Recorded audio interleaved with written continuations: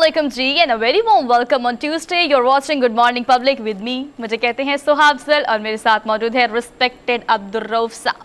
अस्सलाम वालेकुम. और आज इससे पहले कि हम रोना रोए ना करें मार का पहले हरमीत का रुख करना. हरमीत फौरी तौर पर आपके पास चलते हैं. क्या टारगेट था, आप ही बता दें मुझे, क्या टारगेट था 131 का न्यूजीलैंड को जो दिया है?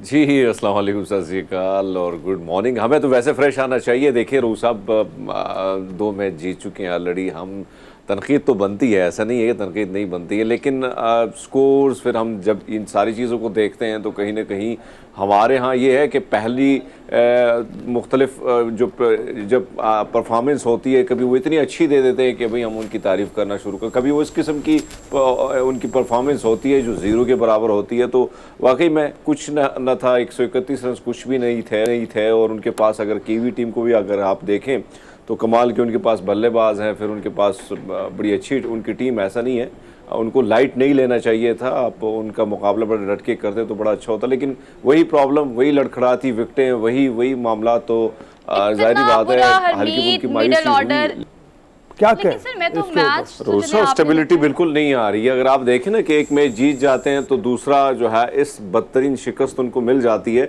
और आपकी बात दुरुस्त है कि अब अगर ये हालत है, इस सीरीज़ में ये हालत है, तो आगे जाके तो आपने बहुत सारे मैचेस खेलने हैं. ऑलरेडी इंग्लैंड से तो आप अपने वतन में, अपने मुल्क में, अपने होम ग्राउंड पे आप हार चुके हैं बुरी तरह.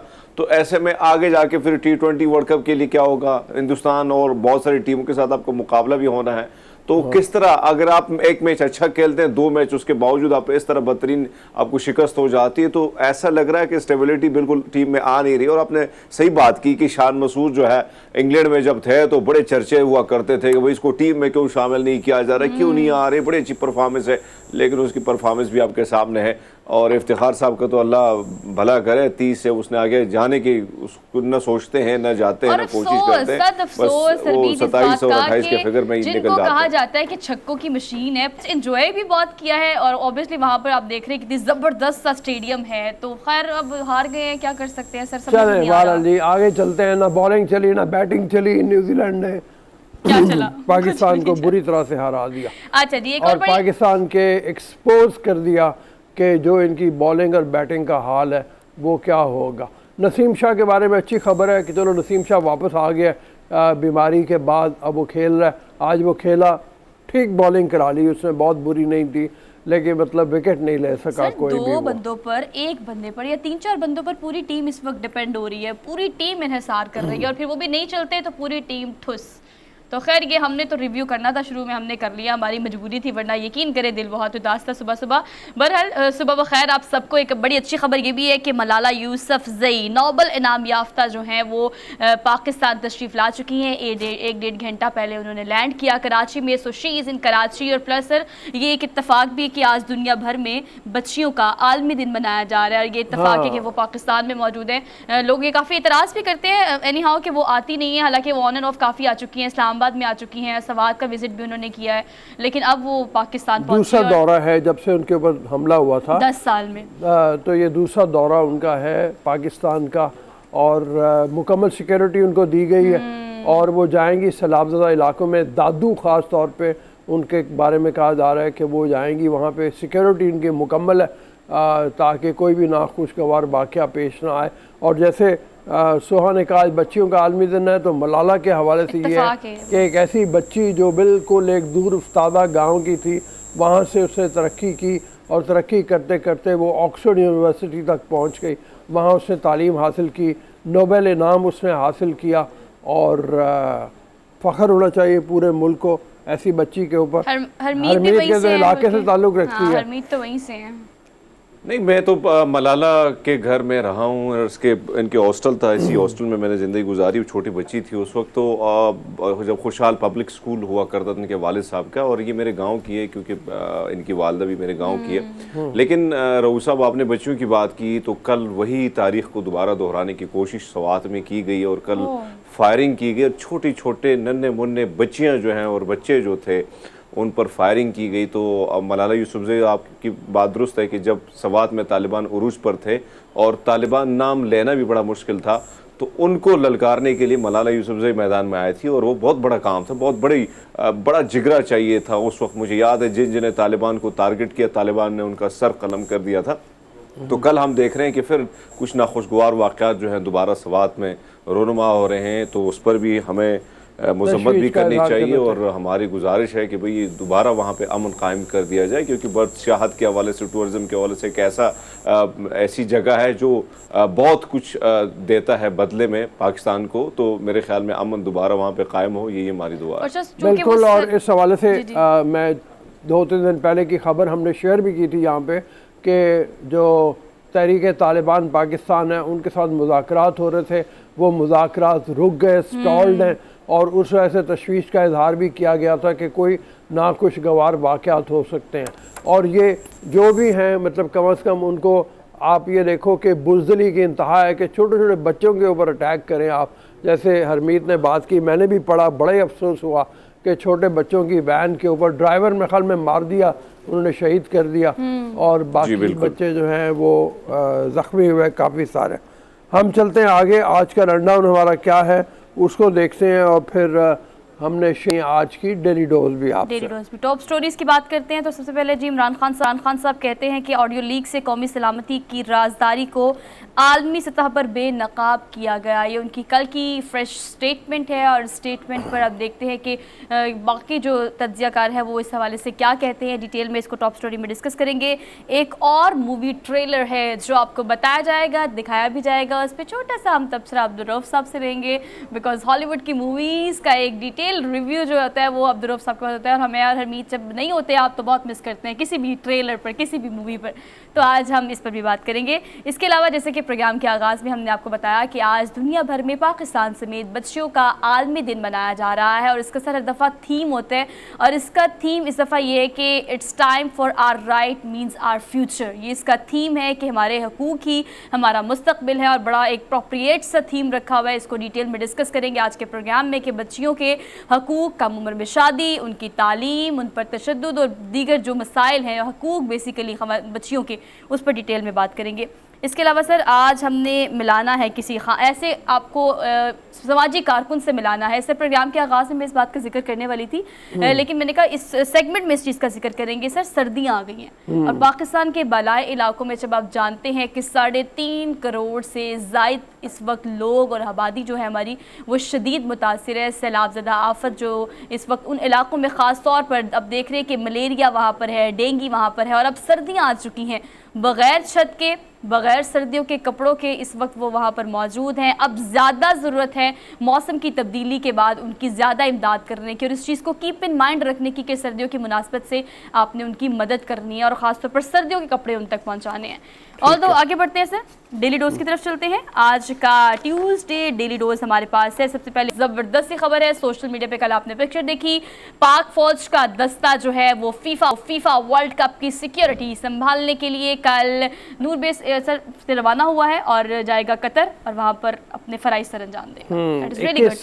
21 نومبر سے 18 دسمبر تک فیفا ورلڈ کپ ہو رہا ہے، اور اس کے لیے قطر نے آج سے کوئی 1 ماہ قبل ہمارے درخواست کی تھی سیکیورٹی کے لیے، اور اس کو رکھا گیا اسمبلی میں کابینہ کے سامنے، انہوں نے اپروول دی، اور پھر اس کے بعد یہ دستہ جو ہے یہ روانہ ہوا ہے قطر میں، اور وہاں یہ فرائض سر انجام دے گا. ویسے تو قطر ایک سیکیورڈ ملک ہے، لیکن پھر بھی ایسے موقع کے اوپر کچھ بھی ہو سکتا ہے، اس کی احتیاط ضروری ہے.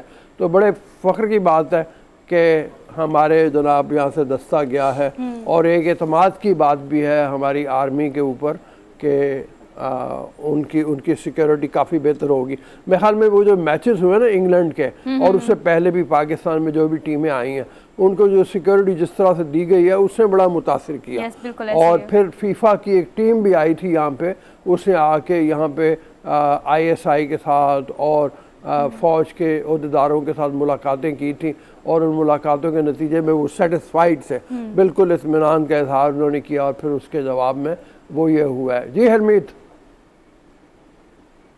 بالکل رؤوف صاحب، بہت بڑی بات ہے، بہت بڑے اعزاز کی بات ہے کہ ہم تو قطر کو دیکھتے ہیں، پھر دوسرے ملک کی سیکیورٹی سنبھالنا انتہائی مشکل کام ہوتا ہے، کیونکہ آپ کو وہاں کے بہت سارے معاملات ایسے ہوتے ہیں کہ اس کا نہیں معلوم ہوتا، لیکن میں سمجھتا ہوں کہ یہ معاملہ جو ہے کابینہ میں بھی گیا تھا، اسمبلی میں بھی آیا تھا، تو اس کے بعد کافی اس پر کام ہوا تھا، اور یہ بہت بڑی بات ہے کہ آپ فیفا ورلڈ کپ کو سیکیورٹی جو ہے وہ ہمارا ملک کی فراہم کر رہا ہے، تو اس سے اور اعزاز کی بات کیا ہو سکتی ہے؟ کیونکہ آپ دیکھیں نا کہ اس خطے میں بہت سارے ممالک ہیں، مسلم ممالک بھی ہیں، دیگر غیر مسلم ممالک بھی ہیں، ان سے بھی یہ سیکیورٹی طلب کی جا سکتی تھی، لیکن کہیں نہ کہیں بھروسہ جو تھا وہ پاک آرمی پہ ہی تھا، اور یہ کریڈٹ ہمیں ملا۔ یقیناً پاکستان کے لیے ایک اعزاز کی بات ہے۔ ایک اور اعزاز کی بات ہے پاکستان کے لیے، ہمارے اس وقت وزیر اعظم پاکستان جو ہیں شہباز شریف، ان کے ذریعے ایک اعزاز اور پاکستان کو ملا ہے۔ سر COP27 کی نائب صدارت دینے کا اعلان کیا ہے اقوام متحدہ کی جانب سے، اور یہ اقوام متحدہ کی موسمیاتی تبدیلیوں اور مسائل کے حل سے متعلق ایک ایسی تنظیم ہے جو کہ کام کرتی ہے، اور اس کی نائب صدارت کے لیے چنا گیا ہے شہباز شریف صاحب کو، اور سر صدارت جو ہے میرے خیال سے مصر کے پاس ہے، مصر کے پاس ہے، اور مصر نے السیسی جو ہے انہوں نے بھی مبارکباد کا پیغام دیا شہباز شریف کو، اور انہوں نے کہا کہ جو سیشن ہوگا اس کو جوائنٹ صدارت کریں گے، اس میں گول میز کانفرنس ہوگی، اس کے اوپر ہاں اور موسمیاتی تبدیلیوں کے حوالے سے گفتگو کی جائے گی۔ پاکستان کو موقف اپنا جو ہے اس کو باواز بلند ایک طرح سے جیسے ہوتا ہے دوبارہ کہنے کا موقع ملے گا، ایک پرزور طریقے پر کہنے کا موقع ملے گا موسمیاتی تبدیلیوں کے۔ بالکل آپ کی بات درست بھی ہے کہ ایک طرف تو ہم متاثر بھی بڑے زیادہ ہیں، باہر دنیا کو دیکھیں تو سب سے زیادہ متاثر اس وقت پاکستان ہی ہوا ہے موسمیاتی تبدیلیوں کے حوالے سے، اور ایک چیز کو تھوڑا سا یاد بھی کرنا چاہیے، یہ بہت بڑی بات ہے کہ بہت بڑا کریڈٹ، ایک بہت بڑا اعزاز دوبارہ ہمارے نام ہوا ہے، تو اس کو بھی وہ کرنا چاہیے، لیکن ساتھ ساتھ میں کوشش، ایک ایسا ملک جہاں پہ بہت سارے معاشی مسائل ہیں، لیکن اس سے پہلی کی جو حکومت تھی ہم نے دیکھا کہ بلین ٹری سونامی جو ہے انہوں نے اس پروجیکٹ کا آغاز کیا، اور بڑے کامیابی سے خیبر پختونخوا کے وہ علاقے جو بہت زیادہ وہاں پہ گرینری ہوا کرتی تھی، اور پھر جب کٹائی ہوئی، موسمیاتی تبدیلیاں وہاں پہ رونما ہوئی، تو دوبارہ وہاں پہ ٹریز جو ہیں وہاں پہ ہوگی، اور جس طرح آج بھی میرے بہت سارے علاقے ہیں، بہت سارے ایسے پہاڑ ہیں جو ویران ہوئے تھے، آج دوبارہ جب ہم جاتے تو وہاں پہ بھرپور گرینری جو ہے وہ ہمیں نظر آتی ہے، تو یہ اپریشیٹ ہونا چاہیے کہ کم سے کم ایک کام بھی کر رہے ہیں، نامناسب حالات میں بھی کام ہو رہا ہے، اور یہ ایک بہت بڑی دوسری بڑی اعزاز کی بات ہے۔ اعزاز کی بات تو ہے، لیکن اس کے ساتھ ساتھ اس چیز کی ہمیں اشد ضرورت ابھی ہے، یہ بالکل پرفیکٹ ٹائم ہے، بہترین وقت ہے جب پوری دنیا کو ہم پہ پیغام پہنچا سکتے ہیں کہ موسمیاتی تبدیلی جہاں پہ پوری دنیا میں ہو رہی ہے اس سے پاکستان سمیت دیگر ممالک کتنا متاثر ہو رہے ہیں، اور پاکستان کس حد تک متاثر ہو گیا ہے۔ آپ دیکھیں جتنا، سر میں آج ایک فیکٹ اینڈ فگرز پڑھ رہی تھی، جتنا ہمارا کرنٹ بجٹ ہے یا اس کے جتنا ہے اس کا خسارہ جو ہے سر، اتنے تو ہمارے اس وقت نقصان ہوا ہے صرف اور صرف سیلاب سے، تو یہ اتنے ٹارگیٹس ہیں ہمارے پاس، 3.5 کروڑ سے زائد کی آبادی ہے، اور ریہیبلیٹیشن ہے، بہت ساری ایسی چیزیں ہیں، سو ہمیں بڑا فوکس ہو کر اس پر کام کرنا پڑے گا۔ آگے بڑھتے ہیں، اگلی خبر جو ہے وہ دی لیجنڈ آف مولا جٹ جو ہے اس کے بارے میں ہم بات کریں گے۔ آپ بہت ساری اس کی تشہیر دیکھ رہے ہوں گے، آل اوور دا لاہور کافی کی ہوئی ہے انہوں نے۔ 13 اکتوبر کو فائنلی بہت ساری کنٹروورسیز کے بعد یہ مووی ریلیز ہو رہی ہے، لیکن خبر یہ ہے کہ سعودی عرب میں سر اس کا عربی ترجمہ دکھایا جائے گا۔ جی، دی لیجنڈ آف مولا جٹ، یہ مولا جٹ پہلی جو فلم آئی تھی اس کے بعد یہ دوسری فلم ہے، اور یہ لاشاری نے بنائی ہے، اور لاشاری جو ہیں نوجوان ایک ڈائریکٹر ہیں، اس سے پہلے بھی 1-2 فلمیں ان کی ریلیز ہو چکی ہیں، وار ان کی فلم تھی جس میں انہوں نے بڑا نام کمایا تھا، تو اس کو بڑے دیر سے دیکھا جا رہا ہے، یہاں تک کہ ہندوستان میں بڑے ڈائریکٹر جو ہیں انہوں نے یہ کہا کہ جی ہم انتظار کر رہے ہیں اس فلم کا، جو ویژول ہم نے دیکھے، جو ٹریلر ہم نے دیکھا وہ بڑا متاثر کن ہے، اور اس سے امید یہ بنتی ہے کہ ریوائیول آف پاکستانی سینما ہوگا، اگر اس طرح کے ڈائریکٹر سامنے آتے ہیں تو وہ ضرور پاکستان کو روز صاحب اگر آپ سیٹ کو دیکھیں اور جس طرح فلمایا گیا ہے ساری چیزوں کو، اور جس طرح اداکاری، وہ سیٹ کو پہلے تو یہ کہیں نہ کہیں ایسا لگتا ہے کہ کوئی پرانی یا ہالی ووڈ کی کوئی سیریز ہم دیکھ رہے ہیں، کوئی ہالی ووڈ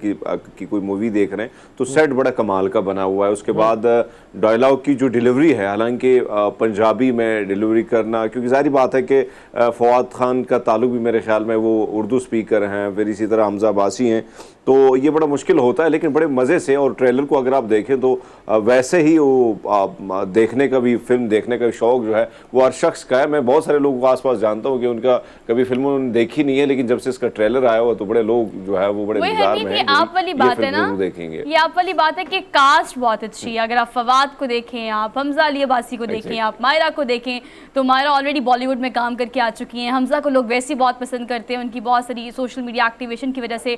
فواد کی ایک ویسی کلاس ہے, تو ایکٹنگ تو بہت زبردست ہے, لیکن لوگ کاسٹ کو لے کے بھی بہت ایکسائٹیڈ ہے.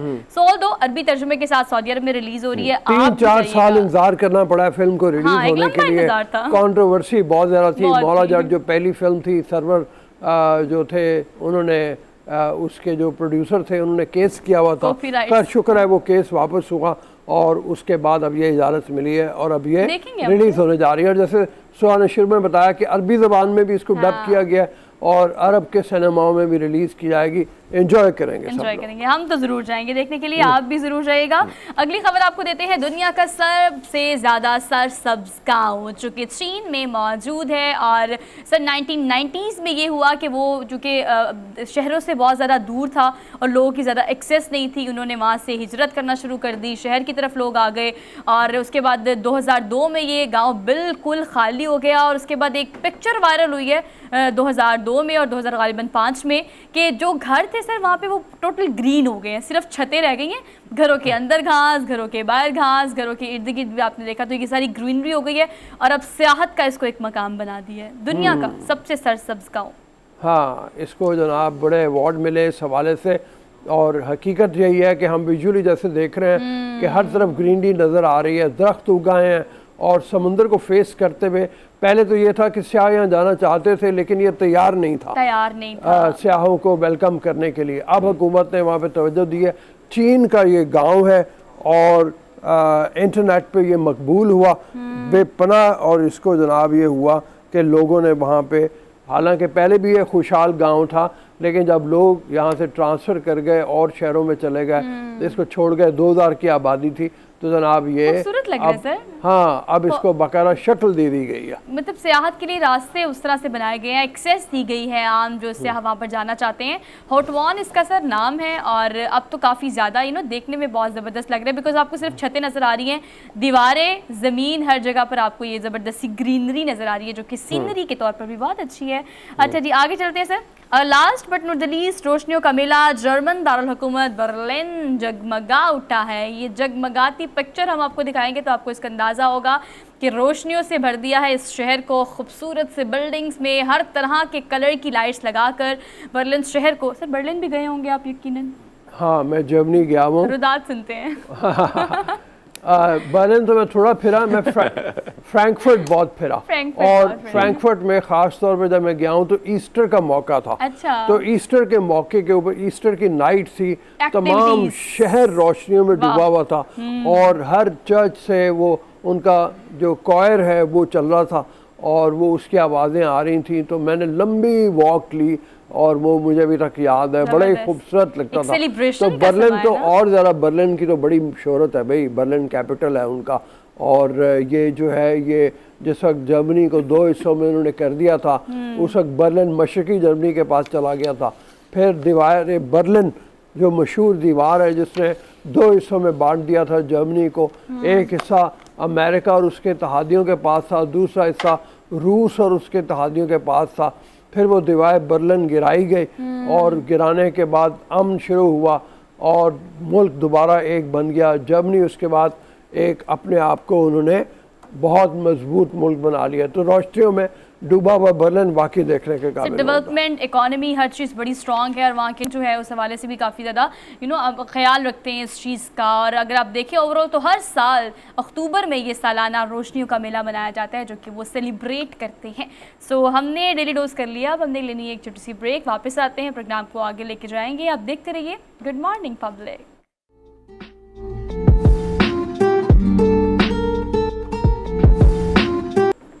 السلام علیکم. واجب بریک کے بعد ویسے تو ہم اس وقت گفتگو کرنا چاہ رہے تھے آڈیو لیکس کے حوالے سے جو عمران خان صاحب کی سٹیٹمنٹ ہے, لیکن اس سے زیادہ امپورٹنٹ سٹیٹمنٹ کل عارف علوی صاحب کی آئی, اور یوں لگتا ہے جیسے اپنے آپ کو انہوں نے واقعی غیر جانبدار रखने की कोशिश की है। उन्होंने ये कहा कि अमेरिका ने जो साजिश की बात की अमेरिका की तरफ से इमरान खान और पीटीआई की जानिब से, मैं उससे मुत्तफिक नहीं हूँ साजिशी थ्योरी से। उन्होंने ये भी कहा कि फ़ौज को न्यूट्रल रहना चाहिए, फ़ौज को अगर कोई ये कहे कि न्यूट्रल नहीं रहना चाहिए तो ये गलत बात है। उन्होंने ये भी कहा कि असेंबलियों से जो जल्दबाजी में इस्तीफ़े दिए गए पीटीआई की जानिब से, अगर मुझसे पूछा जाता तो मैं उनको मना करता। ये उन्होंने गलत कदम लिया है, गलत कदम उठाया। तो इस हवाले से बात करते हैं। नासिर बेग चुगताई साहब हमारे साथ मौजूद हैं, सीनियर एनालिस्ट हैं, हमारे दोस्त हैं। अस्सलाम वालेकुम नासिर बेग।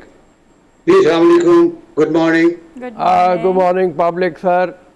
ये बताइए, ये जो सदर साहब का बयान है ये इस मौके के ऊपर क्या जाहिर कर रहा है? क्या सदर साहब अपने आप को बिल्कुल गैर जानिबदार बनाने के लिए इख्तलाफ मोल ले सकते हैं? जो इख्तलाफ की बात उन्होंने की पीटीआई के बयानिए से या इमरान खान के बयानिए से। रुबे, मेरा ख्याल ये है कि मैं सदर साहब के बारे में क्या कहूँ आपसे। ये वो शख्स है जिसने असेंबली तोड़ी और 1 घंटे में तोड़ी। ये वो शख्स है जिसने 1 घंटे के अंदर अंदर आइन को तहवाला कर दिया। मैं तो इल्जाम लगा रहा हूँ कि ये आइन शिकन है। इस शख्स ने आइन तोड़ा है। इस शख्स ने प्राइम मिनिस्टर से हल्फ नहीं लिया। इस शख्स ने वजीर आजम के भेजे हुए जो सिफारिशात थी उनको डेफर करता गया और 3-3 महीने गुजर गए। गवर्नर पंजाब की तकरूरी हो, कुछ भी हो। अच्छा, फिर गवर्नर सिंध की तकरूरी आपने ली, जिसने भी डेफर किया 5 नाम मुस्तरद किए गए। और उसके बाद क्या हुआ, किसने क्या खुशबू सुंघा दी, एक नाम आया टिसोरी साहब का और वो घंटों में मंजूर हुआ और हल्फ भी हो गया और टिसोरी साहब गवर्नर हो गए। क्या कमाल की बात है। तो मैं तो समझता हूँ कि प्रेसिडेंट साहब अपने आप को बचाना चाह रहे हैं। वो जो कुछ गलतियां कर चुके शायद उसका अजाला करना चाहते हैं। लेकिन इसमें भी भाई, इसमें भी अगर आप गौर करें तो 3-4 बातें ऐसी हैं जो बताती हैं वो कुछ और कह रहे हैं। उन्होंने कहा कि मुझे इस पर यकीन तो नहीं, शक है कि साइफर में कोई साजिश हुई है। अब आप ये देखें, हमसे खबर खेल रहे हैं यार आप। मुझे यकीन तो नहीं लेकिन शक है और इसकी तहकीकात करा लें। मैंने खत लिख दिया है। अगर आपको यकीन नहीं है तो तहकीकात किस चीज़ करवा रहे हैं आप? अगर आपको यकीन नहीं था तो असेंबली क्यों तोड़ी दी आपने? अगर आपको यकीन था तो आपने प्राइम मिनिस्टर से हल्फ क्यों नहीं लिया? ये बहुत सी बातें सामने आती हैं। फिर ये कहते हैं कि न्यूट्रल होना चाहिए। यहाँ आके थोड़ा सा लगता है कि वो इख्तलाफ कर रहे हैं उन मीनिंग से जो इमरान खान साहब ने पेश की गई जानवर है उससे बचना चाह रहे हैं वो, कि न्यूट्रल जानवर होता है वो कहना नहीं चाह रहा है। लेकिन उनका कहना ये कि आईनी फ़र्ज़ है और आईनी फ़र्ज़ कहते हुए फिर वो एक कहका लगाते हैं, फिर वो बात करते हैं। कितने कहके हैं, कितनी बार यार कहा है उन्होंने। प्रेसिडेंट इस तरह बात करता है। प्रेसिडेंट का अंदाज नहीं था, ये अंदाज उस शख्स का था जो 4 इंच की बारिश के बाद 4 इंच का पानी था कराची में जी, जमा हो गया था 4 इंच पानी, उस पर कश्ती ले आया था और कश्ती चला रहे थे उसके अंदर, तो जो लगा पतवार तो कंधा उतर गया। तो मैं तो उन पर बिलीव नहीं करता, सच्ची बात ये। और ना मैं समझता हूँ कोई मानी अच्छी खबरें अच्छी बनी है, सुर्खियाँ बहुत अच्छी बनी है और यकीनन आसमा ने बहुत अच्छा इंटरव्यू किया है।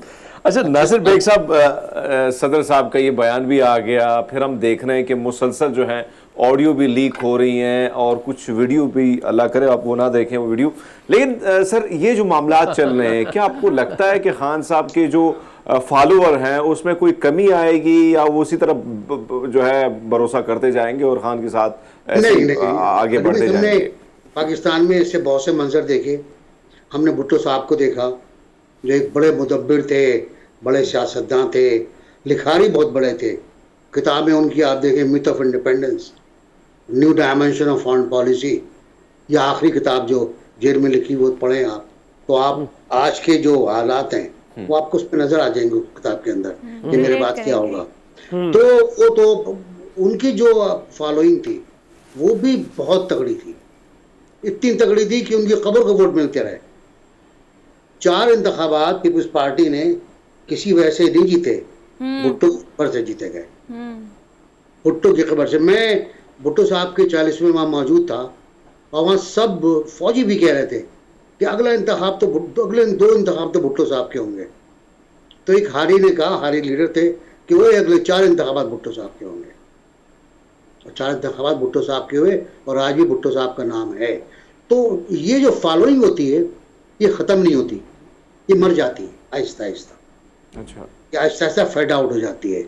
یہ جو بڑے بڑے آپ دیکھیں نا, وہ آج بھی قائد اعظم کا نام لے کر روتے ہیں, بھٹو صاحب کا نام لے کر روتے ہیں. میں بھی آج بھٹو صاحب کی بات کر رہا ہوں نا, میرا بچپن تھا, میرا نوجوانی تھی اس دور میں, لیکن مجھے یاد ہے وہ, مجھے ان کا کرشمہ یاد ہے.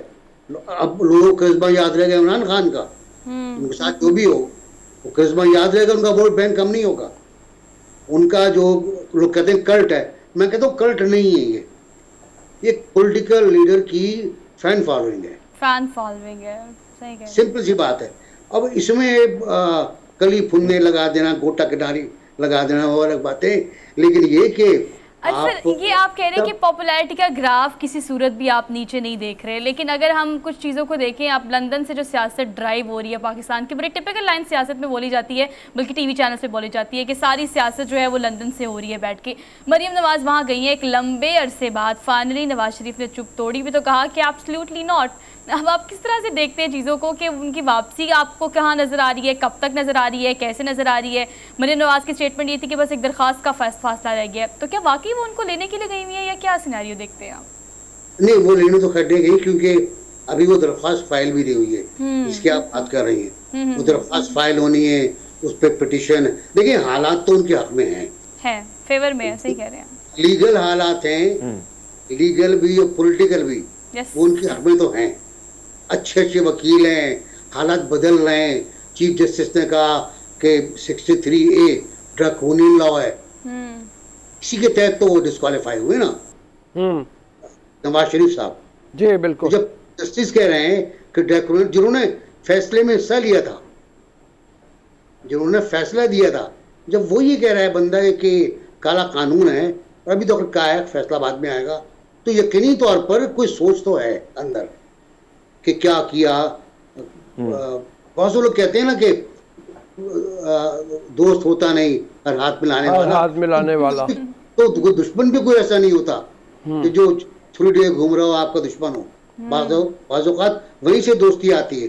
ہم نے دیکھا کہ نواز شریف صاحب پچھلی بار بھی آئے تھے, اور عدالتوں نے ان کی سزائیں ختم کر دی تھی, معاف نہیں کی تھی, ختم کر دی تھی, اور کوالیفائی کر گئے تھے انتخابات کے لیے. تو یہ ہو سکتا ہے, اور جب وہ آئیں گے عربیت تو پھر پنجاب کا رنگ نظر آئے گا. جی جی, آپ کو پھر پنجاب کا رنگ نظر آئے گا کہ پنجاب کدھر. اور نواز شریف ہلکا نہ لیجیے گا, نواز شریف بھی بہت بھاری ہے. ناصر بھائی اجازت دیجیے ایک چھوٹی سی بریک کے لیے, آپ ہمارے ساتھ ہی رہیے گا. ایک بریک کے لیے اجازت دیجیے, بریک کے بعد واپس آتے ہیں آپ کی خدمت.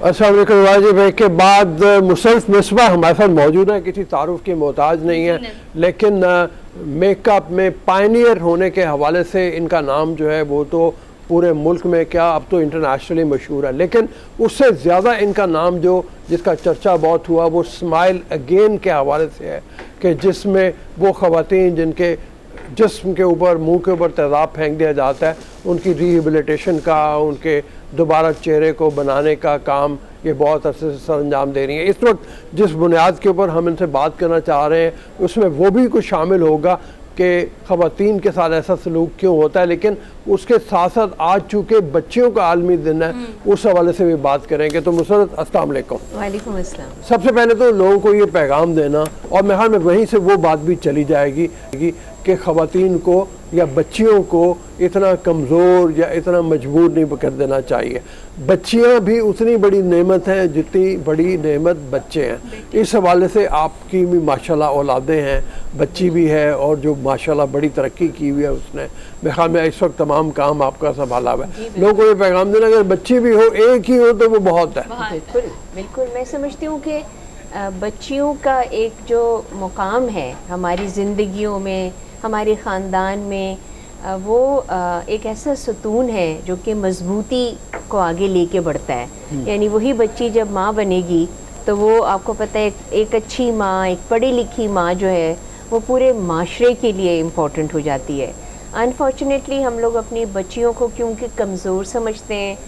بہت پہلے مطلب کوئی سال نہیں گزرے جب بچیاں جو تھیں وہ بوجھ ہی تھیں.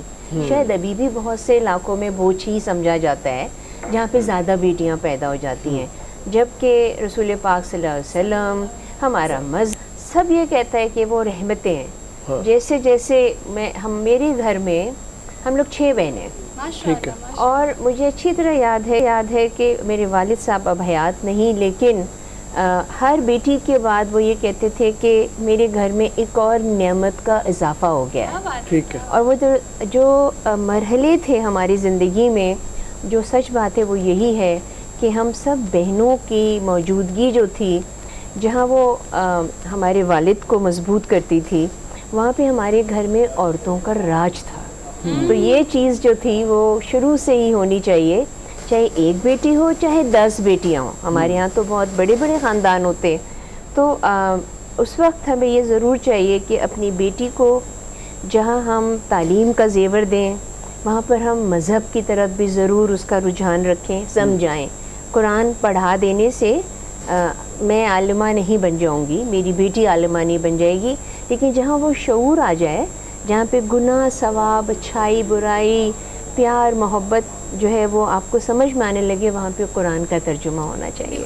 ٹھیک ہے. تعلیم اس کے لیے بڑی ضروری ہے، اور ہم نے یہ دیکھا ہے کہ ہمارے ہاں عام طور پہ بچیوں کو آپ بنیادی تعلیم سے بھی محروم کر دیتے ہیں. آپ کے گھر میں اگر بچے زیادہ ہیں تو ہم نے دیکھا غریب غربا میں لڑکوں کو تو اعلیٰ تعلیم کے لیے بھیج دیا جاتا ہے، لڑکیوں کو بالکل واجبی سی تعلیم دے کے گھر بٹھا دیا جاتا ہے. تو وہ اس کا ریزن یہ ہوتا ہے کہ ماں باپ یہ سمجھتے ہیں کہ اگر ہم نے ان کو پڑھا لکھا دیا تو یہ تو ضائع ہوئے نا پیسے، کیونکہ وہ کسی اور کے گھر چلی گئی. تو اب وہ کسی اور کے گھر جا کے بھی تو اس کے بچے ہوں گے نا.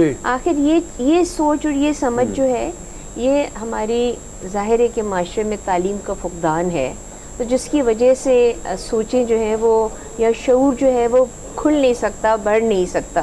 لیکن تعلیم دینا بچیوں کو وہ بہت، میں کہتی ہوں ہر چیز کا جو نچوڑ ہے وہ یہی ہے کہ آپ بچیوں کے ساتھ ایسا رویہ نہ رکھیں جہاں پہ آپ جینڈر بائسڈ ہو جائیں. جہاں پہ ہم ویسے بات کرتے ہیں UN کے حوالے سے، اس دفعہ کا گول یہ ہے، بچیوں کے بارے میں یہ ہے، خواتین کے بارے میں یہ ہے، لیکن یہ سارے گول اور یہ ساری باتیں جو یہ ہم کو پتہ ہیں، ہم کیوں نہیں اس کو بتاتے ہیں؟ اس لیے کہ اگر ہم بتانا شروع کر دیں تو وہ شعور اور مضبوطی جو ہے وہ عورتوں کو کھڑا کر دے گی. کس کے سامنے کھڑے کرے گی؟ ایک مرد کے سامنے. ہمارا معاشرتی مسئلہ اور سب سے بڑا مسئلہ، اب آپ نے کہا ماشاءاللہ آپ 6 بہنیں ہیں، ہم ماشاءاللہ 5 بہنیں ہیں. ہمارے گھر میں ہمارے ابا نے پڑھایا لکھایا، آپ جیسے کہہ رہی نا حکمرانی ہوتی ہے گھر میں بیٹیوں کی، ویسے ہے. لیکن جب وہ پڑھا لکھا رہے ہیں تو وہ بتا رہے ہیں کہ بیٹا گھر رہنا ہے یا اگلے گھر جانا ہے یا باہر جانا ہے. یہ تعلیم ہی وہ واحد راستہ ہے جو آپ کا مستقبل روشن کر سکتی ہے. اب اگر ہم آج چلے، ہم تھیم کی بات نہیں کرتے کیونکہ ہمارے مسائل اور ہیں، لیکن آج کی بچیاں اور اسماعیل لگین کی خاص طور پہ بات کی جائے، آپ نے بہت سارے کیسز دیکھے ہوں گے. اب کافی حد تک بچیاں باشعور ہو گئی ہے، جبری شادی کے خلاف آواز اٹھاتی ہیں، چھوٹی عمر کی شادیوں کے خلاف آواز اٹھاتی ہیں. کتنی بڑی ریشو، آپ کو کیا لگتا ہے گراف کتنا اوپر گیا ہے کہ بچیاں اب اپنے بارے میں سوچنا شروع ہو گئی، اپنے حقوق کا انہیں علم ہونا شروع ہو گیا ہے؟ Actually media has played a very positive role, very positive. کیونکہ جہاں کہیں پہ بھی کوئی زیادتی ہوتی ہے، جہاں کہیں بھی کوئی خرابی ہوتی ہے، اس کا ایک ویڈیو وائرل بن جاتا ہے. میں اس کے کوئی پازیٹیولی میں اس کو کہتی ہوں گی کہ اس سے جہاں پہ وہ پھیلتا ہے وہ اویئرنیس ہے، لیکن وہاں پر اس کو کنٹرول بھی کرنا چاہیے. کیونکہ یہی ساری باتیں، جیسے میں تیزاب کے حوالے سے بات کروں کہ تیزاب کی اویلیبلٹی کیونکہ اتنی آسان ہے، تو کوئی بھی کمزور فرد جو کسی بھی گھر کا ہوتا ہے وہ ایک عورت ہوتی ہے، ایک بچی ہوتی ہے، اور اس کے اوپر تیزاب پھینک دینا بہت آسان ہے. مرد کے اوپر پھینکنے میں تو ان کو پلان کرنا پڑتا ہے. عورت تو بیچاری چل کے جا رہی ہو، گھر سے نکل رہی ہو، گھر کے اندر ہو، اس کے اوپر کوئی وہ بہت آسان ٹارگٹ ہوتا ہے. تو ہمارے ہاں جو آپ نے جیسے ریشو کی بات کی، تیزاب پھینکے جانے کے واقعات شہروں میں یقیناً کمی واقع ہوئی ہے، لیکن ابھی بھی جو دور افتادہ علاقے ہیں، ویلیجز ہیں، چھوٹے چھوٹے ٹاؤنز ہیں، جہاں پہ اس وقت بھی ایک انا مرد کی جو ہے اس کو چھوٹی سی بھی ضرب لگے تو وہ بپر جاتا ہے، کھانا گرم نہیں ہے تو وہ آگ میں منہ ڈال دیتا ہے اپنی بیوی کا یا بچی کا. اگر ایک بڑے عمر کی آدمی سے شادی کرنے کے لیے ایک چھوٹی بچی جو ہے وہ انکار کر دے تو اس کو کہتے تم میری نہیں تو تو کسی کی بھی نہیں ہوگی.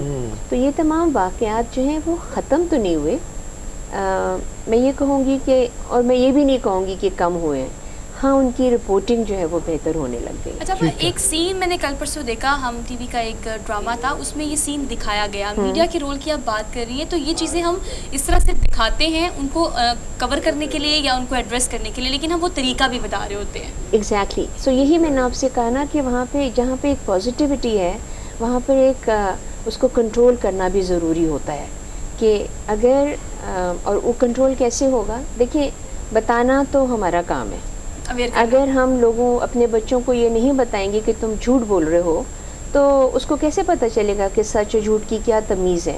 وہ اویئرنیس تو بہت ضروری ہے. Then comes the very very important part of our life and that is our legal system, our laws.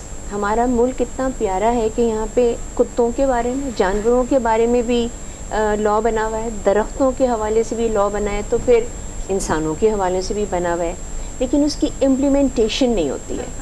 جب تک آپ کوئی ڈیٹرنٹ قائم نہیں کرتے ہیں، جب تک آپ سزا جو ہے وہ یقینی نہ، سزا سخت بنا دینے سے کبھی قانون جو ہوگا یا جرم جو ہوگا وہ ختم نہیں ہوتا.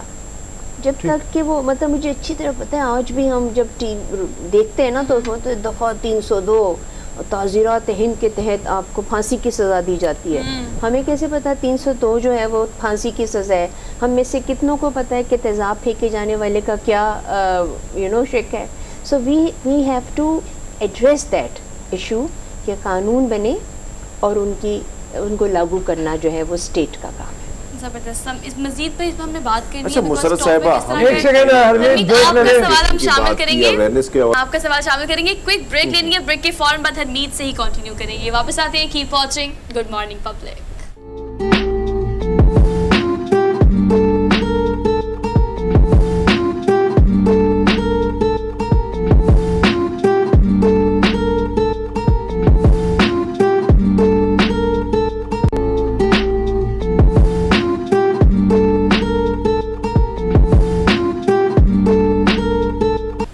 Welcome to the show. After the break ہم آج یوم جو بچیوں کے حوالے سے منایا جا رہا ہے انٹرنیشنل ڈے آف چائلڈ، جو بچیاں ہیں ان کے حوالے سے، اس کے حوالے سے ہم مسرت مصباح سے بات کر رہے ہیں. ابھی بہت سے سوال ہمارے باقی ہیں، کچھ کا یہاں پہ بات ہوئی ہے کچھ کے بارے میں، لیکن حرمیت کا ایک سوال ہے، پہلے وہ سوال لے لیں پھر آگے چلتے ہیں. جی حرمیت.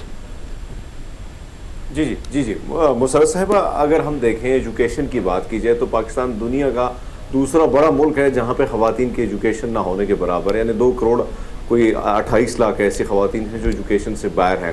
لیکن سب سے بڑا جو مسئلہ ہے، میں آپ سے جاننا چاہتا ہوں کہ جو خاص کر دیہاتی علاقے ہیں وہاں پہ بچیوں کی جو شادیاں ہیں، ایک تو 10 سال کی عمر میں ان کی شادی، 10 سے 15 سال یا 14 سال کی عمر تک ان کی شادیاں بھی کرائی جاتی ہیں. بڑی زبردستی شادیاں وہاں پہ ہوتی ہیں. اس کی روک تھام کے لیے کیا ہونا چاہیے؟ اور ایک اور چیز ہم دیکھ رہے ہیں کہ خواتین کو، جس میں بڑے اثر رسوخ رکھنے والے لوگ بھی شامل ہیں، ساتھ ساتھ ہم وہ لوگ دیکھتے ہیں کہ ان کے فیملی کے کچھ لوگ بھی شامل ہیں. جس طرح خواتین کی اسمگلنگ اب بہت تیزی سے ہو رہی ہے، اور خاص کر ہم دیکھ رہے ہیں کہ وہ باہر ممالک کی طرف ان کو بھیجا جا رہا ہے. اور میں نے خود وہ خواتین سے میں ملا ہوں باہر دنیا میں، ان کو میں نے دیکھا اور ان سے میں نے جب پوچھا تو کسی نے کزن کے ساتھ، کسی نے کوئی مامے نے جا کے اسی طرح اس کو اسمگل میں بھیجا. تو ان کی جو زندگی ہے وہ وہاں پہ بھی کافی اجیرن ہے. اس کے بارے میں آپ کا کیا موقف ہے؟ اچھا، تو تھینک یو حمید اینڈ السلام علیکم. میں سب سے پہلے جو آپ کا سوال تھا کہ چھوٹی عمر کی بچیوں کی شادیاں جو ہیں وہ گاؤں میں یا چھوٹے علاقوں میں جلدی کر دی جاتی ہیں.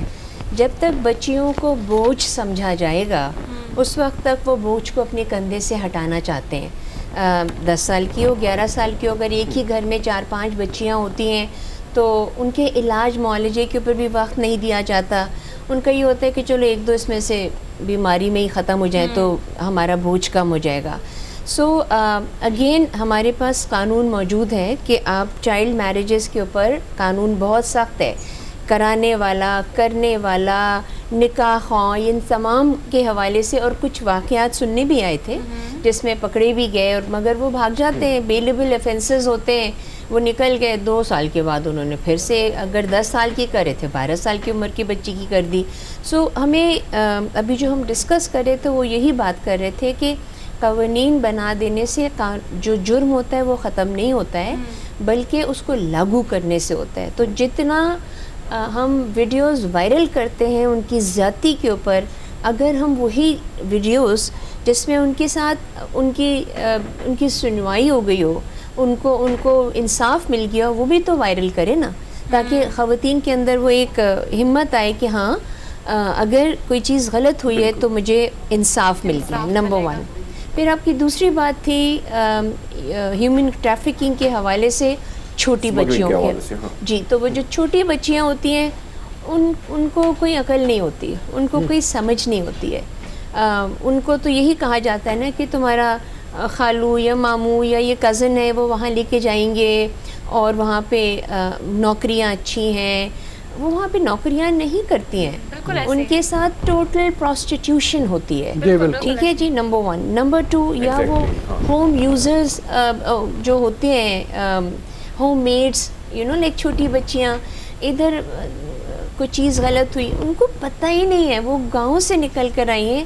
آپ ان کو ایک شہر کے گھر میں ڈال دیں گے کہ یہ صفائی کرنے والی لڑکی ہے, اس کو نہیں پتہ ہے. پھر اس کے ساتھ فزیکل وائلنس ہوتے ہیں. پھر وہ کس کو بتائے, کس کو بولے, کیونکہ وہ تو ایک ایسے اجنبی ملک میں آ گئی ہے, شہر میں آ گئی جہاں پر اس کے کوئی جاننے والے ہی نہیں ہے, کوئی اپنا ہی نہیں ہے. تو اس لیے اگین ہماری جو الیگل جو یہ ٹریفکنگ ہوتی ہے اس کو کنٹرول کرنے کے لیے بہت سے اسٹیٹ کے ادارے ہیں جو کہ اس کو روک سکتے ہیں. اور سب سے بڑا جو ادارہ ہے وہ پروٹیکٹریٹ کا ہوتا ہے, جہاں پر اگر کوئی کام کے حوالے سے, تو اس میں وہ ایج, کون, کس نے بھیجا, اگر ایک والد صاحب جو ہے وہ اپنے بچوں کو بلوانا چاہتے ہیں تو اس کی بھی ایک پوری, یعنی کہ ایک کوئی ویریفیکیشن یہ سب کچھ ہوتا ہے. لیکن تھوڑے سے پیسے دے کے جو دل چاہے لکھوا لیجئے. تو ان چیزوں میں اگر کبھی پکڑ ہو جائے اور پکڑ ہو کے وہ ویڈیو ویسے ہی وائرل ہو تو شاید چیزیں تھوڑی سی بہتر ہونے شروع ہو جائیں. جو ینگ بچیوں کی جو یہ ٹریفکنگ ہو رہی ہے اس کو سٹاپ کرنا بہت ضروری ہے, کیونکہ ان کی زندگیاں ختم ہو گئیں. پھر وہ چھوٹی ہیں, وہ تو جس طرف سے ان کو موڑ دو ویسے ہی بن جاتی ہیں. اور وہ مطلب یہ ہے کہ جب تک وہ ان کی ٹریفکنگ ہوتی ہے اور ان کو مس یوز کیا جاتا ہے, ان کو پروسٹیٹیوشن میں ڈال دیا جاتا ہے, اس وقت دیر بہت ہو جاتی ہے. جب تک وہ احساس کرے کہ میں ایک لڑکی ہوں, اب اس کے لیے بڑی والدین کے اوپر, بھائیوں کے اوپر, خاندان کے بڑوں کے اوپر ذمہ داری عائد ہوتی ہے کہ ان بچیوں کو پروٹیکٹ کریں. لیکن انفارچونیٹلی جیسے آپ نے بتایا اپنے ہی ماموں کا بیٹا, چچا کا بیٹا, وہ اس میں انوالو ہو جاتے ہیں. اس طریقے سے غربت ہے, کیونکہ لوگ کہتے ہیں چلو یہ جا رہے ہیں, پیسے مل رہے ہیں. اب جو ریپ کے کیسز ہوتے ہیں چھوٹی بچیوں کے, اور کتنے بڑے بڑے واقعات ہوئے ہیں, مطلب آپ کو پتہ ہے زینب کیس کے بعد لا بھی بن گیا ہے. لیکن وہ بچی جو کہ بہت چھوٹی عمر کی ہے, وہ اپنے محلے میں خوش ہے, وہ سب لوگوں کو جانتی ہے. ماں باپ کا, اس خاندان کا, اس گھر کے مرد کا یہ کام ہوتا ہے کہ وہ ان بچیوں کو اور بچوں کو بھی, لڑکوں کو بھی, ان کو وہ پروٹیکشن دے, نظر رکھے کہاں جا رہی ہیں, کہاں سے آ رہی ہیں, دیر کیوں ہو گئی, سویر. جیسے پرانے زمانے میں, مطلب میں اپنے زمانے کا ذکر نہیں کرے, آپ کے زمانے کا کرے, تو میرے زمانے کا, تو اس میں جو ہے نا وہ اس میں ہمارا ٹائم تھا کہ ہم اتنی دیر باہر نہیں رہ سکتے. اگر ہم کسی کے گھر میں جاتے تھے, کوئی شادی ہے, کوئی سالگرہ ہے, اسکول کالج کے, تو پہلے ماں باپ معلومات کر آتے تھے گھر سے کہ یہ کس کے گھر جا رہی ہیں, یہ کون لوگ ہیں یہاں پر, کہاں پر ہوگا. تو یہ تمام باتیں وقت کے ساتھ ساتھ ختم ہو گئی ہیں. ماں باپ کا شاید کانفیڈنس اپنے بچوں پہ زیادہ ہو سکتا ہے کہ ابھی وہ سب جانتے ہیں, لیکن بچے سب نہیں جان سکتے, بچے بچے ہی ہوتے ہیں. یا ایک فیکٹر آپ کا یہ بھی ہو سکتا ہے کہ بچوں کا بھی اپنے ماں باپ سے انٹریکشن ایسا ہو گیا کہ زیادہ تر بچے کہتے ہوئے دیکھے جاتے ہیں کہ آپ کو تو نہیں پتا, اب تو ایسے ہی ہوتا ہے, اب تو ایسے ہوتا ہے. خیر جو بہت غلط چیز ہے. بہت ساری چیزوں میں کہا جاتا ہے کہ شاید ہم وہ آخری جنریشن ہے جو شاید کچھ بچا سکے تھوڑا سا والدین کا جو روب اور دبدبہ ہے اس کو قائم رکھنے کے لیے. آپ یہ کہیے گا کہ ہم اگر ارلی میرجز کی بات کریں, ٹھیک ہے وہ 16-14 سال کی بات نہیں کریں, 18 سال کی چلے ہم بات کر لیتے ہیں. پاکستان دنیا بھر میں چھٹا ایسا ملک ہے جو کہ کم عمری کی مائیں زیادہ تر پاکستان میں پائی جاتی ہیں. اس حوالے سے آپ کو کیا لگتا ہے کہ کم عمری کی جو مائیں ہیں وہ بہت ساری بیماریوں کا شکار, بہت سارے مسائل کا شکار, پھر آگے سے آنے والی نسل کو اچھے طریقے سے آپ پروان نہیں چڑھا سکتے. یہ 18 سال کی عمر کی شادیاں جو ہے اس کو بھی آپ اسی میں کنسیڈر کرتی ہیں؟ آئی تھنک جب تک آپ ایز اے ماں باپ, ایز پیرنٹس, آپ کو یہ احساس ہو کہ میری بیٹی جو ہے, ہم بچیوں کی بات کریں, لڑکوں کے اوپر بھی یہ تمام چیزیں لاگو ہوتی ہیں کہ ان میں شعور ہے, وہ فزیکلی فٹ ہیں. خدا نہ اچھا ہمارے بچیوں کی شادیوں کے وقت ماں باپ ان کی میڈیکل پرابلمس کو چھپاتے بھی ہیں. بالکل ایسے ہی ہے. ان کو پتہ ہوتا ہے کہ ان کو یہ مسئلے مسائل ہیں, لیکن وہ چھپاتے ہیں کہ ایسا نہ ہو کہ پھر شادی نہیں ہوگی. بھئی آپ اس کا علاج کرا, رشتہ ٹوٹ جائے, ہاں رشتہ ٹوٹ جائے یا ان کو پتہ نہ چلے اور کوئی بتا نہ دے, اتنی خاموشی کے ساتھ. اب مثال کے طور پہ ابھی ہم یہ پورا جو ٹائم ہے وہ بریسٹ کینسر کے حوالے سے بچیوں کی باتیں ہو رہی ہیں, اور اس میں ہم بار بار بتا رہے ہیں کہ اس کی آگاہی ہونی چاہیے. بچیوں کے اندر وہ کانفیڈنس ہونا چاہیے کہ وہ اپنی ماں کو کہیں کہ مجھے کچھ صحیح نہیں لگ رہا ہے, لیکن نہ وہ شرما حضوری سمجھ لیجئے, کچھ جو وہ ہوتا ہے نا کہ لحاظ آ جاتا ہے. پھر اگر ماں کو بتاتے وہ کہتی نہیں کوئی ایسی بات نہیں ہے, بس ٹھیک ہے, اس بارے میں بات ہی نہیں کرنی. ہاں اس کی بات ہی نہیں کرنی. وہ بچیاں پھر بعد میں کتنی تکلیف سے گزرتی ہیں, کتنی پریشانیوں سے گزرتی ہیں, زندگی ہار جاتی ہیں, زندگی کی بازی ہار جاتی ہیں. اس لیے ہمیں چاہیے کہ ہم اپنے ایز پیرنٹس, ہمارے اوپر بہت بڑی ذمہ داری ہے.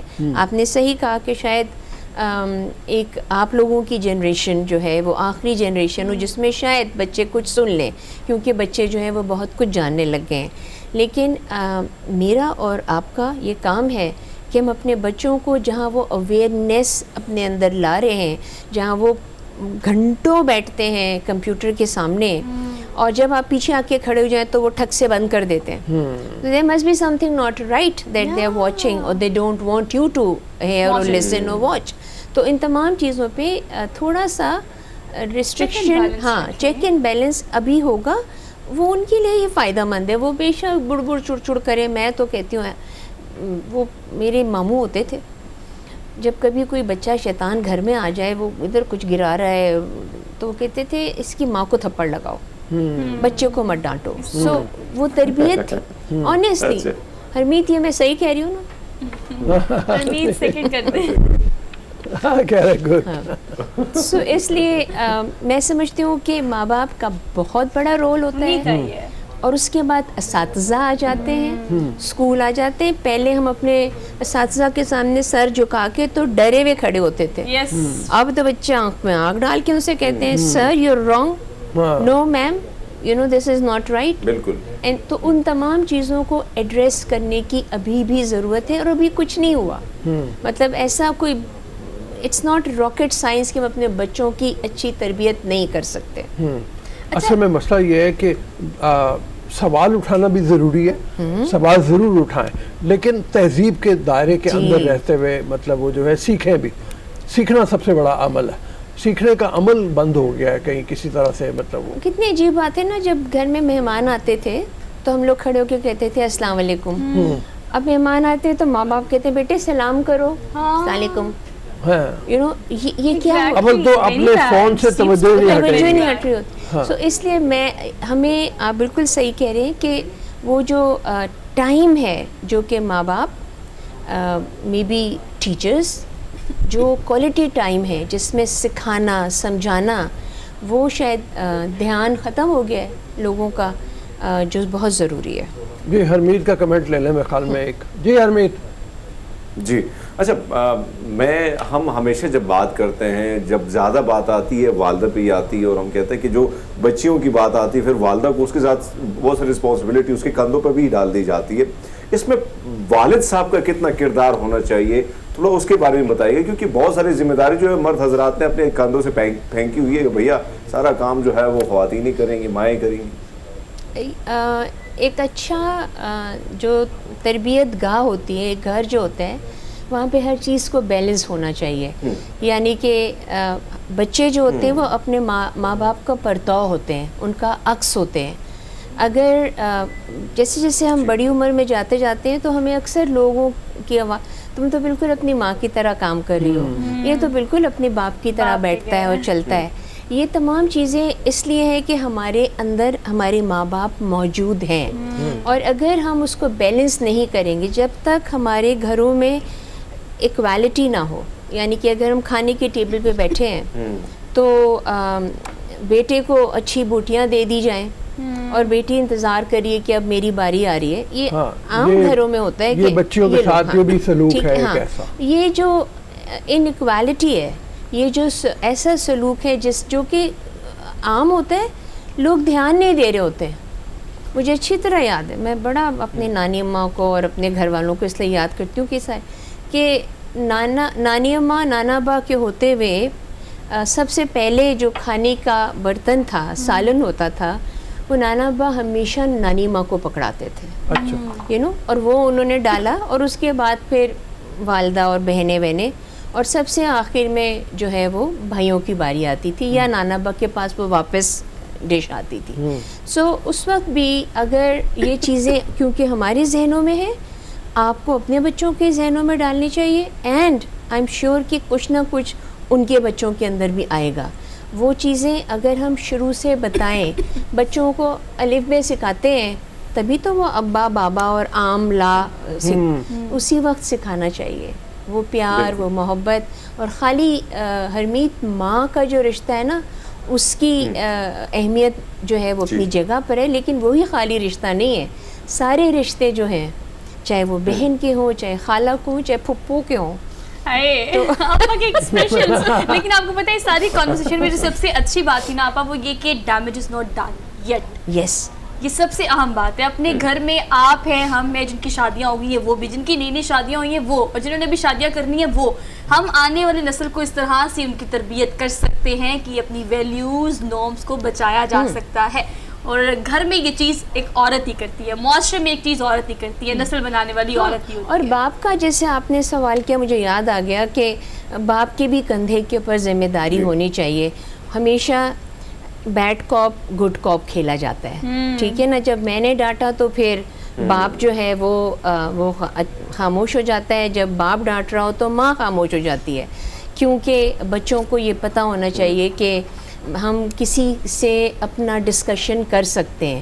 دے should be doors, windows open ان بچوں کے ڈسکشن کے لیے جہاں پر وہ سن نہ رہے ہوں یا سمجھا نہیں پا رہے ہوں. ہم نہیں سمجھ رہے، ہمارے اندر کمی ہے، ان بچوں میں نہیں ہے. وہ اگر زیادہ بڑھ گئے ہیں اور ان کو زیادہ نالج آ گئی ہے تو ہمیں سمجھنے کی ضرورت ہے.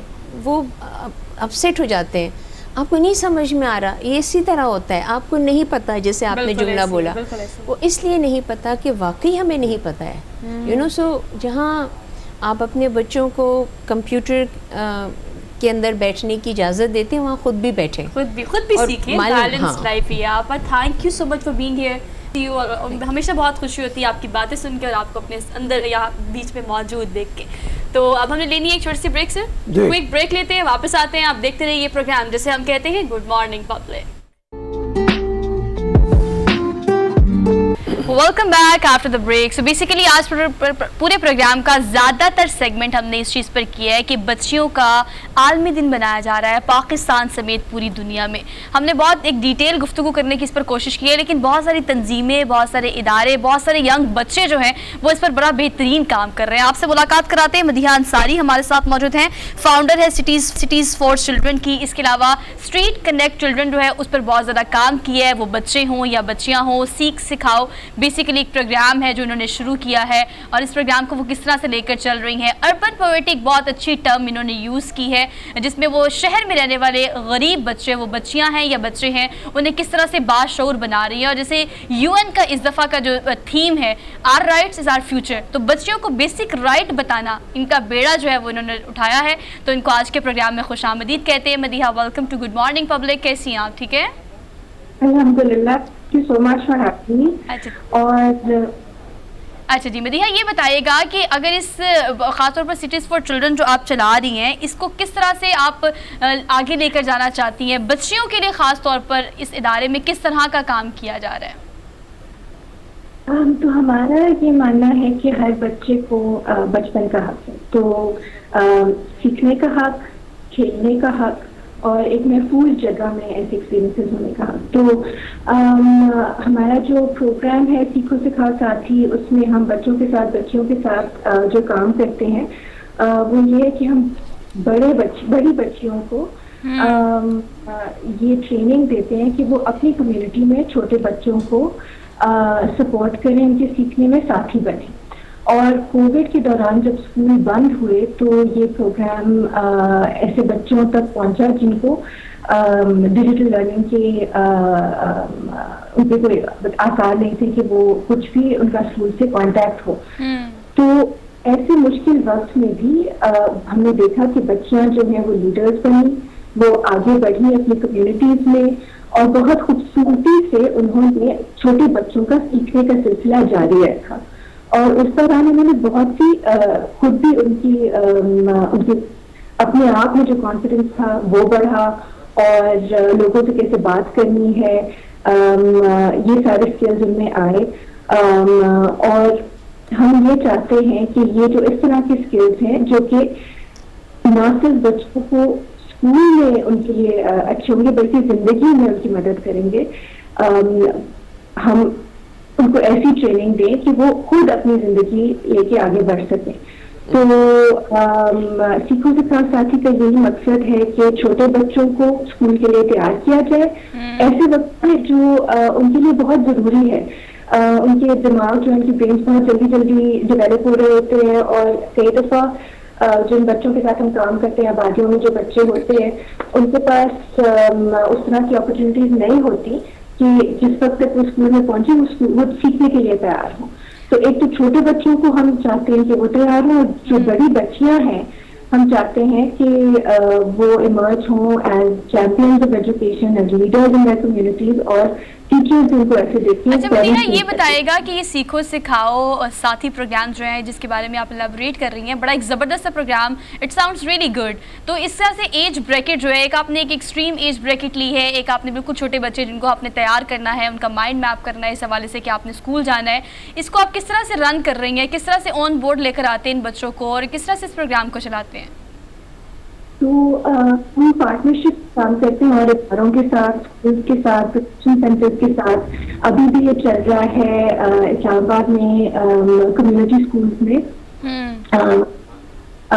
और उसमें ये है कि हम जो छोटे बच्चे हैं वो 3 से 5 साल के होते हैं, जो बड़ी बच्चियां हैं वो 10 से 12 साल की होती हैं। तो वो इतनी बड़ी भी नहीं होती, लेकिन उनकी जो वो बहुत खूबसूरती से प्रोग्राम को आगे लेके जा रही हैं और उनमें बहुत सी खूबसूरत किस्म की सलाहियतें में नजर आ रही हैं, उभर रही हैं। तो आपसे जानना चाहूँगा कि रुकावटें, खासकर हम एजुकेशन की जब बात करते हैं, बहुत सारे बच्चे हमें ट्रैफिक लाइट पे आसपास कहीं भीख मांगते हुए भी नज़र आते हैं, लेकिन कोशिश आप जैसे लोग करते हैं कि वो एजुकेशन की तरफ राग़िब हो, तालीम हासिल कर सकें। रुकावटें क्या क्या देखती हैं? गुर्बत के साथ साथ कौन कौन सी रुकावटें होती हैं जब आप उनके पेरेंट्स के साथ मिलती हैं या जब बच्चों के साथ आपकी गुफ्तगू होती है, तो कौन कौन सी चीज़ें होती हैं जिसकी वजह से उनके एजुकेशन से वो दूर रहती हैं या रहते हैं? तो हमें अगर हम बच्चियों की बात करें तो ये है कि जी कई दफा तो चाहे, और हम मुख्तलिफ किस्म की कम्युनिटी होती हैं शहरों में, लेकिन हर कम्युनिटी में ये होता है कि बच्चियों की जो एजुकेशन है वो प्रायोरिटी नहीं होती। तो अगर चूज करना हो कि बच्चे को स्कूल भेजना है या बच्ची को भेजना है तो वो बच्चे को प्रायोरिटी मिलेगी।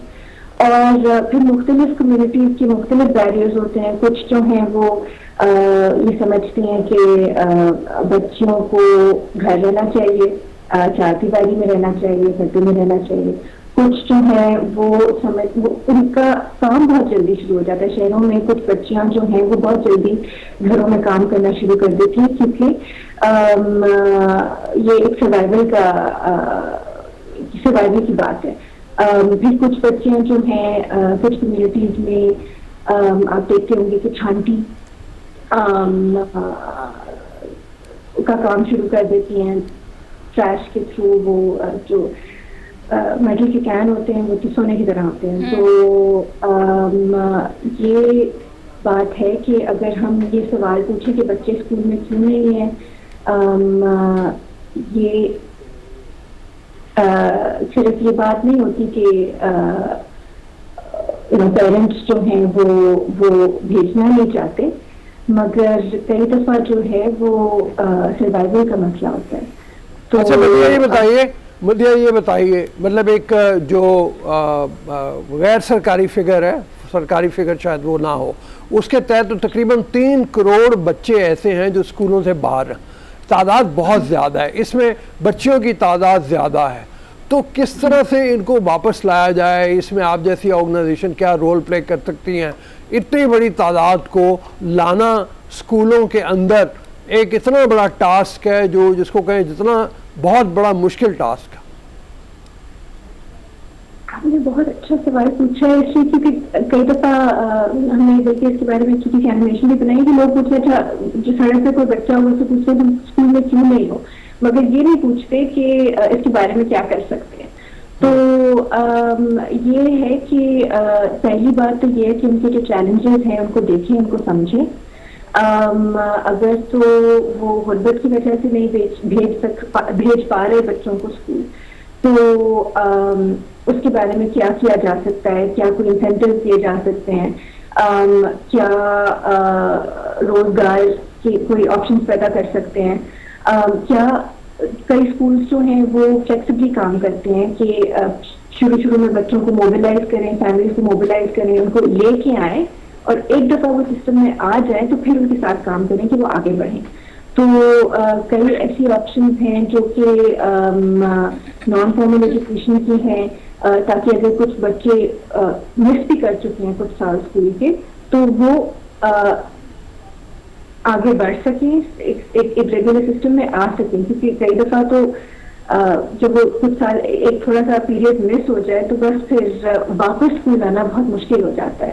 اچھا یہ بتائیے ایک اور چیز اس میں یہ ہے کہ ایسے بچے تمام جو ہیں وہ میل نیوٹریشن کا بھی شکار ہیں, اور جس کی بنیاد کے اوپر ایک WHO کی رپورٹ ہے کہ ذہنی طور پہ بھی ان کے ہاں پسماندگی ہے, ذہنی طور پہ بھی وہ ڈیولپ نہیں ہیں.